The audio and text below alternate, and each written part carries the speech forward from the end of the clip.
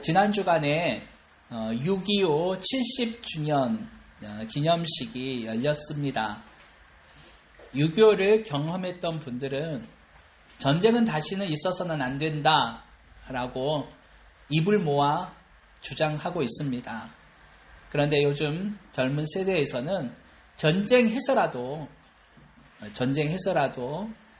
이 나라가 통일되면 좋겠다라는 그런 생각을 가지고 있고, 또 어떤 사람들은 그냥 북한은 북한대로 남한은 남한대로 그렇게 잘 살면 되지 않느냐라는 그런 생각도 가지고 있는 사람이 있습니다.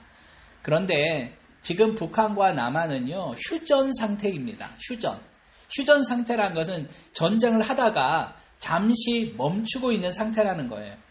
언제든지 나 전쟁한다 하고 바로 전쟁을 일으킬 수 있는 그런 상태에 있는 것입니다. 그래서 북미 회담 가운데 우리가 종전을 선언하자, 그냥 전쟁을 휴전하는 게 아니고 아예 전쟁 끝났다, 그런 선언을 하자라는 그런 얘기도 나왔는데, 여러 가지 이유 때문에 그 선언까지 안 가고 있습니다. 어쨌든 6.25라는 그런 우리 민족의 아픈 역사 속에서, 그 가운데서 우리를 지키신 하나님의 은혜를 생각합니다. 일제감정기 때 또 6.25를 통해서 많은 믿음의 선배들이 이 나라 이 민족을 위해서 기도했습니다. 그들이 기도할 때 어떻게 기도했을까요? 막 웃으면서 즐거운 마음으로 기도했을까요? 아닐 겁니다. 정말 울부짖으면서 이 나라 이 민족을 정말 하나님 손에 부탁하면서 간절하게 그렇게 기도했을 것입니다. 이러한 마음으로 예레미야가 남유다를 위해서 기도했습니다. 이사야 선지자가 BC 8세기경에 활동했던 선지자라면, 예레미야 선지자는 BC 7세기, 6세기에 걸쳐서 활동했던 선지자입니다. 그런데 하나님의 메시지를 받고 그 말씀을 그대로 전하는 게 선지자의 사명입니다. 그런데 예레미야에게 온 하나님의 말씀은 신흥국 바벨론에게 항복하랍니다. 대적하는 그 바벨론이 이스라엘을, 남유다를 핍박할 건데 거기에 그냥 항복해라, 그래야 너희가 산다, 항복해랍니다. 그것을 그 말씀을, 하나님의 말씀을 선포할 때 예레미야의 마음이 어떻겠습니까? 이 나라가 그렇게 망한다는 거예요. 그러니까 항복하라는 것입니다. 그래야 망해도 목숨은 건질 수 있다는 거예요. 그리고 너희가 하나님의 이 말씀을 듣지 않으면 너희 나라가 망한 것 동시에 성전도 회파되어지고 너희도 죽게 되고 포로로 끌려갈 것이라는 것을 말씀합니다. 예레미야 심정이 어떻겠습니까? 그런 예언을, 하나님의 말씀을 선포하고 싶겠습니까? 나라를 사랑했던 하나님의 선민인 이스라엘 백성들이 그 나라가 망한다는 것이 얼마나 가슴 아픈 일입니까? 그럼에도 불구하고 예레미야는 할 수밖에 없었습니다. 그러니까 그 속에서 얼마나 갈등했고 얼마나 하나님 앞에 눈물로 기도했겠습니까? 그래서 우리는 예레미야 선지자를 눈물의 선지자라고 이렇게 부릅니다. 그만큼 눈물로서 하나님 앞에 기도했고 백성들에게 호소했습니다. 하나님의 말씀은 이렇다. 제발 대적하지 말고 하나님의 말씀을 들어라. 이때 남유다의 왕은 요시야 왕이었습니다. 8세의 왕이 됐어요. 8살에. 그리고 약 30년 이상을 통치했던, 약 40년까지 거의 통치했던 남유다, 정말 하나님을 신실하게 섬겼던 왕이었습니다. 그래서 하나님께서는 요시야가 있던 때에 그 남유다를 지켰습니다. 그런데 신흥국 바벨론이 막 확장을 하니까, 그리고 막 확장하면서 위협을 하니까 애굽이 그 바벨론하고 대적하려고, 싸우려고 진출을 합니다. 그런데 남유다는 어때요? 그 길목 가운데 있거든요.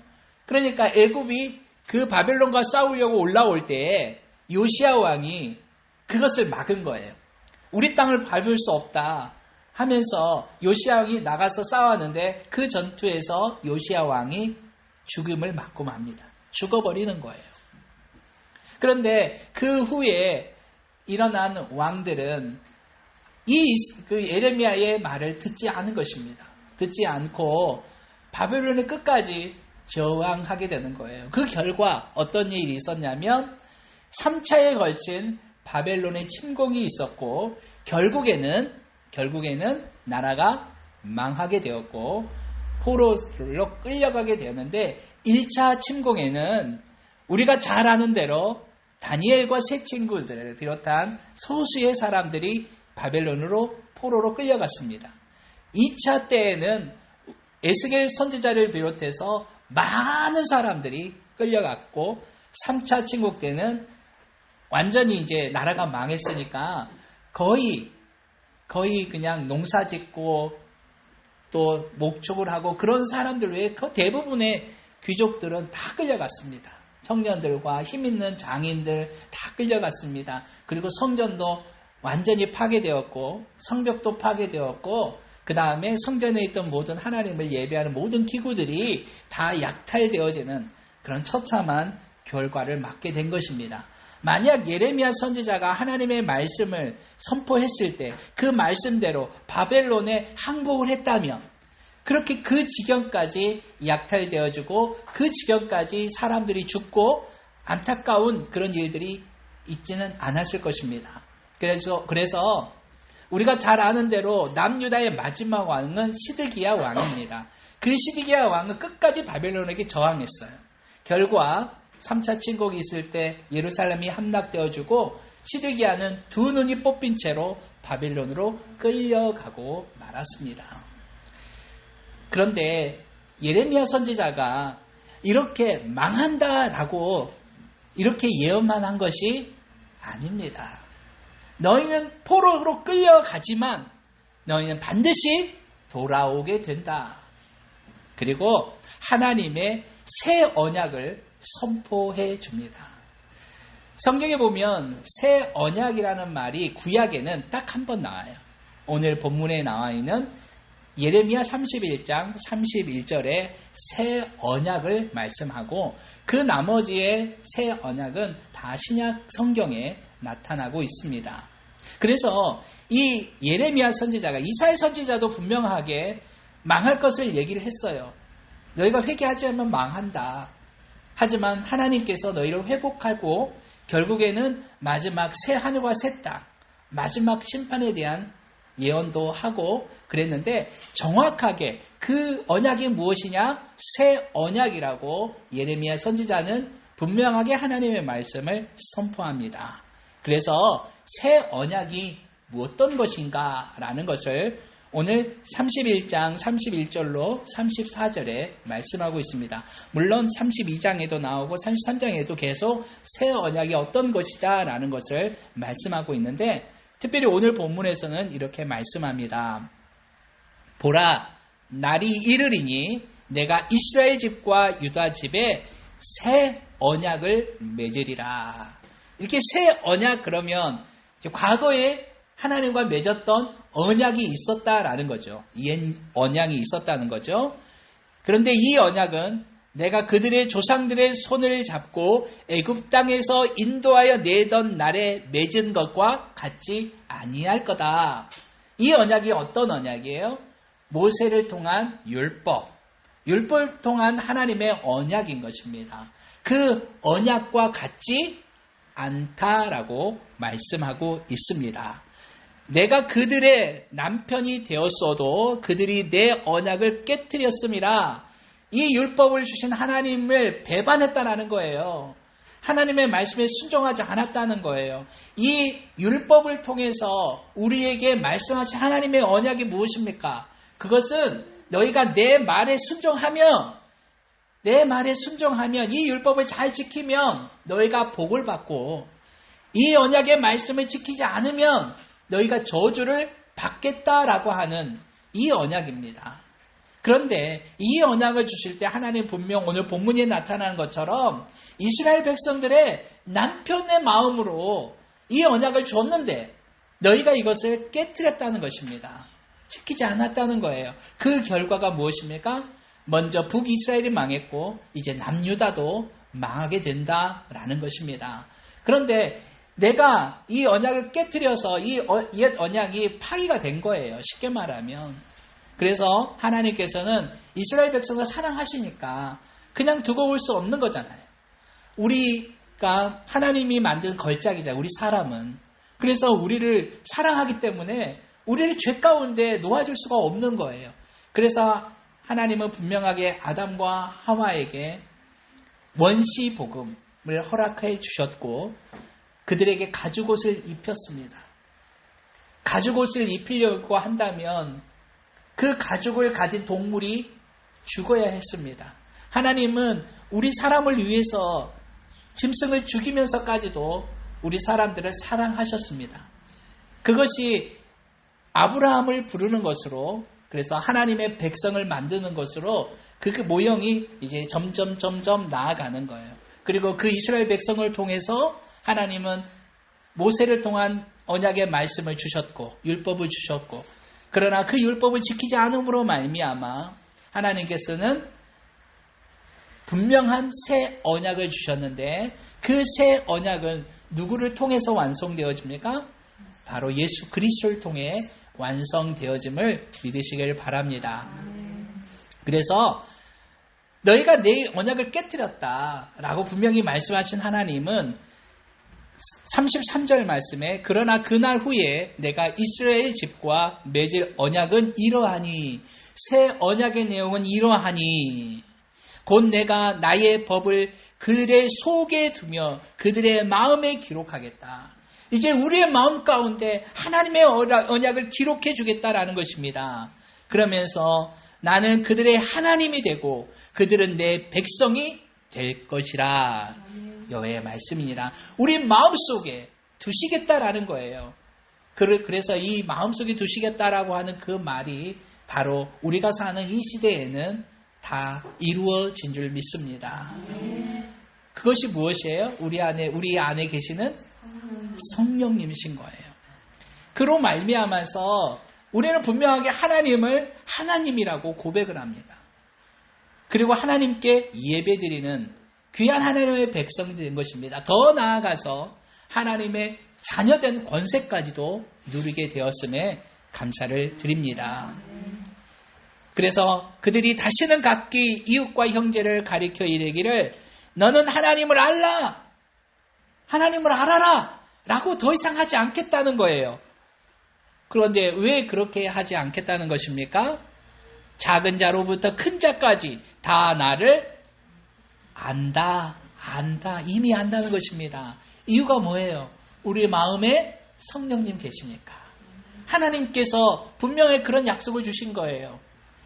하나님이 계시니까 하나님을 아는 거예요. 그러니까 어린아이에게도 하나님의 은혜가 임하면 예수를 믿게 되어지는 거예요. 그러니까 우리가 하나님을 알 때 우리가 성경을 많이 읽으면 하나님을 알 수 있는 것입니까? 아니요. 인간의 노력으로는 하나님을 알 수가 없습니다. 하나님께서 은혜를 주셔야만 하나님을 알게 되는 거예요. 그 은혜는 어른들에만 주는 게 아니에요. 교회를 위해서 헌신하고 봉사하는 자들에게만 주는 게 아닙니다. 분명하게 어린아이에게도 어른들에게도 분명하게 주시는 하나님의 은혜라는 것을 우리는 분명히 알아야 합니다. 이런 새 언약을 하나님이 예레미야 선지자를 통해서 우리에게 주신 것입니다. 그런데 분명하게 예레미야는 어떤 예언을 했습니까? 망한다. 바벨론에게 항복해라. 예레미야를 읽다 보면 바벨론에게 항복해라라는 말씀이 많이 나옵니다. 항복해랍니다. 어떻게 그 말을 우리가 받아들일 수 있습니까? 그럼에도 불구하고 하나님의 말씀이기 때문에 예레미야를 전했고 그런 말미암아서 많은 사람들에게 예레미야는 고통을 받았습니다. 감옥에 갇히는 고통도 당했습니다. 침뱉음까지도 당했습니다. 그럼에도 불구하고 예레미야는 눈물로 기도하면서 하나님의 말씀을 선포했고 하나님께서 주시는 이 새 언약의 이 약속의 말씀도 선포하게 된 줄 믿습니다. 그러면 이 새 언약이 어떻게 이루어졌는지를, 신약시대에 어떻게 이루어졌는지를 확인해 보겠습니다. 누가복음 22장입니다. 누가복음 22장 20절 말씀을 보면 이런 말씀이 있습니다. 저녁 먹은 후에 잔도 그와 같이 하여 이르시되 이 잔은 내 피로 세우는 새 언약이니 곧 너희를 위하여 붓는 것이라. 이 말씀은 언제 하신 거예요? 예수님께서 잡히시기 전날 밤 제자들과 함께 최후의 만찬을 하면서 떡을 떼고 포도주를 나누면서 하신 말씀입니다. 우리는 이것을 보면서 예수님의 그 보혈을 생각할 수가 있거든요. 그러니까 예수님께서 십자가에서 하신 그 흘린 피로 말미암아 새 언약이 성취되었다라는 것을 말씀하고 있는 것입니다. 계속해서 고린도전서 11장 25절에도 오늘 누가복음과 같은 이 말씀을 하고 계시고요. 고린도후서 3장 6절 말씀을 찾아보도록 하겠습니다. 288면입니다. 288면입니다. 고린도후서 3장 6절입니다. 288면입니다. 고린도후서 3장 6절 말씀입니다. 우리 함께 합독합니다. 그가 또한 우리를 새 언약의 일꾼 되기에 만족하게 하셨으니 율법 조문으로 하지 아니하고 오직 영으로 함이니 율법 조문은 죽이는 것이요 영은 살리는 것이니라. 아멘. 율법 조문은 죽이는 것이다. 그러나 영은 살리는 것이다. 라고 말씀하고 있습니다. 이 시대의 율법이 유효합니까? 이 시대에도 율법은 분명히 유효합니다. 하나님의 율법은 여전히 유효합니다. 그러나 그 율법을 통해서 우리가 아는 것은 나는 어쩔 수 없는 죄인이구나 라는 것을 깨닫게 되어집니다. 그 율법을 통해서 우리를 대면 그 율법에 우리의 모습을 딱 비춰보면 우리는 영원히 죽을 수밖에 없는 존재라는 것입니다. 그래서 이 율법의 조문은 죽이는 것이다 라고 분명하게 말하는 것입니다. 그런데 그런 당연히 죽을 수밖에 없는 우리를 살리셨다는 것입니다. 그게 새 언약이라는 거예요. 그 새 언약은 누가 이루셨다고요? 예수님이 이루어 주신 것입니다. 이로 말미암아 우리가 살게 되었다라는 것을 분명히 말씀하고 있습니다. 그리고 이 새 언약에 대해서 히브리서에서 4회에 걸쳐서 말씀하고 있는데 먼저 히브리서 8장 8절 말씀을 보겠습니다. 히브리서 8장 8절입니다. 361면입니다. 361면입니다. 히브리서 8장 8절입니다.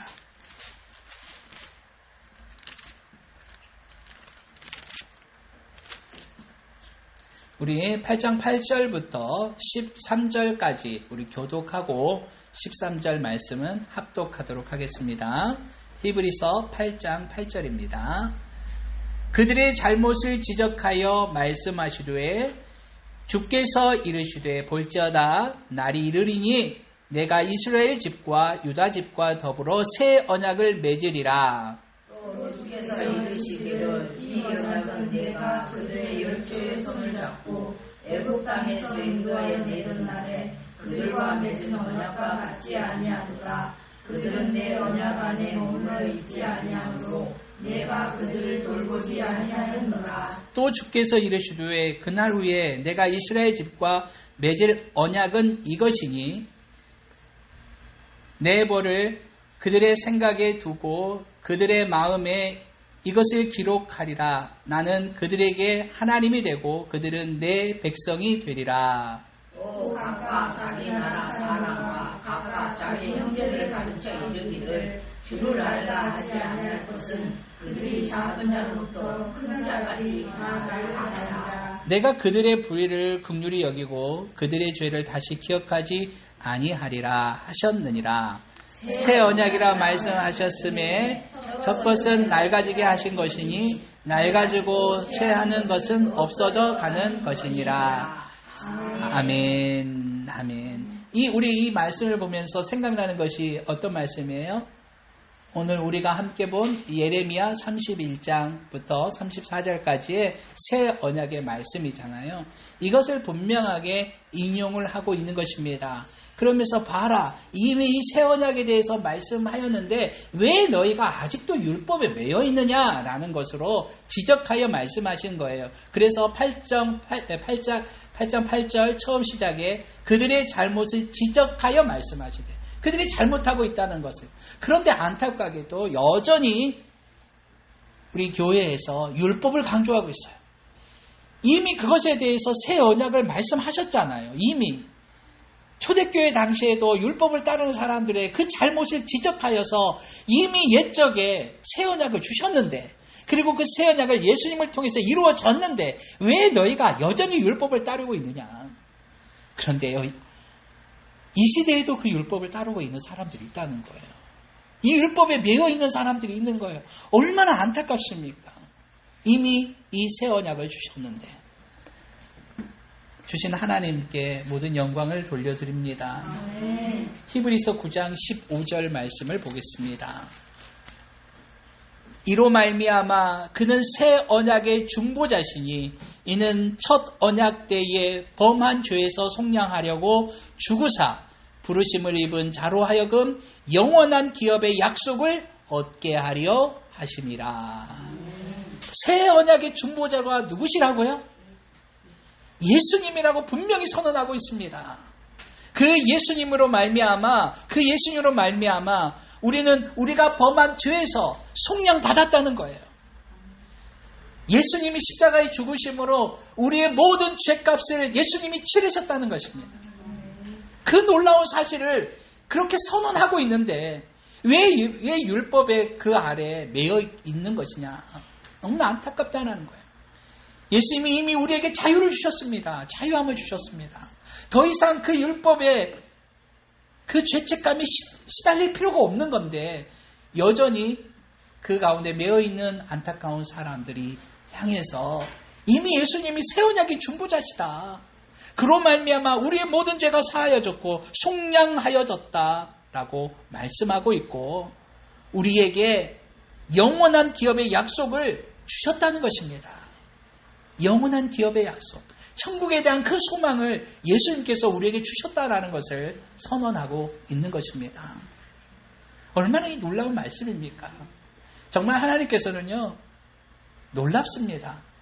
하나님이 사랑하는 하나님의 그 백성들을 끝까지 포기하지 않으시는 거예요. 그래서 하나님은 망한다라고 했지만 아주 망하는 게 아니잖아요.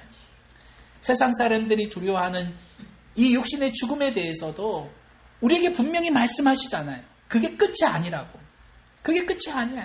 세상 사람들은 그것이 끝인 줄 알고 죽기를 두려워합니다. 어떻게 하면 오래 살아볼까? 어떻게 하면 안 죽을 수 있을까? 그렇게 지금도 발버둥치며 살아갑니다. 그러나 우리 예수 믿는 사람들은 죽음이 끝이 아닌 거예요. 남유다가 망했지만 그 망한 것이 끝이 아니라는 거예요.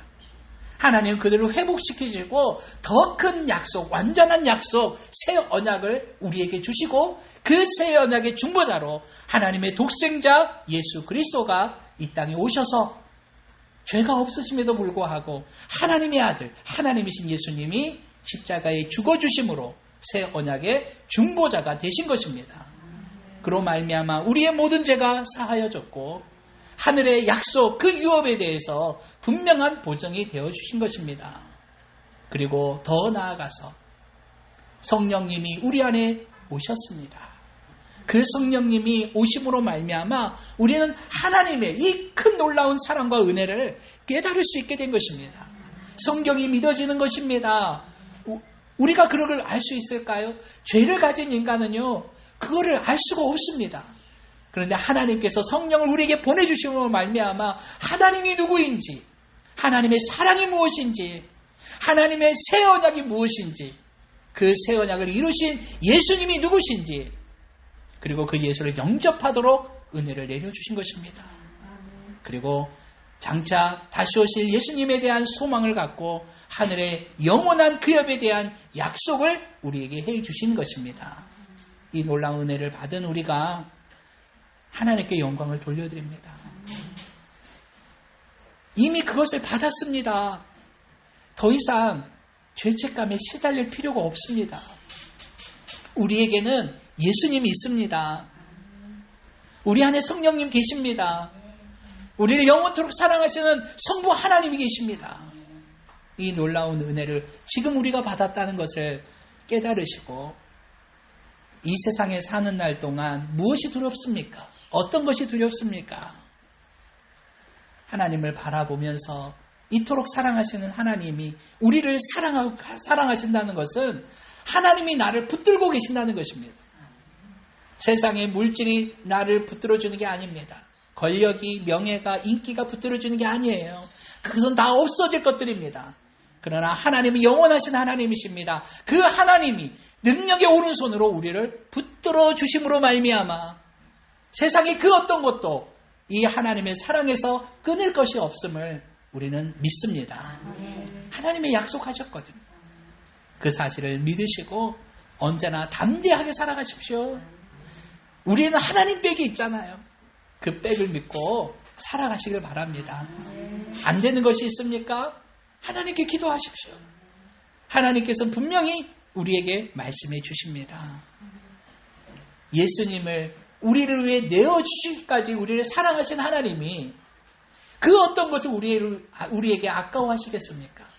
예수님과 함께 그 어떤 것도 다 허락하시는 하나님이심을 믿으시고 새 언약의 중보자 되신 예수님의 그 은혜로 말미암아 우리가 이렇게 하나님 앞에 담대히 나갈 수 있음을 감사드리면서 오늘도 하나님께 모든 영광 돌려드리며 살아가는 저와 여러분이 되길 원합니다. 우리에겐 하나님 빽이 있습니다. 기도하겠습니다.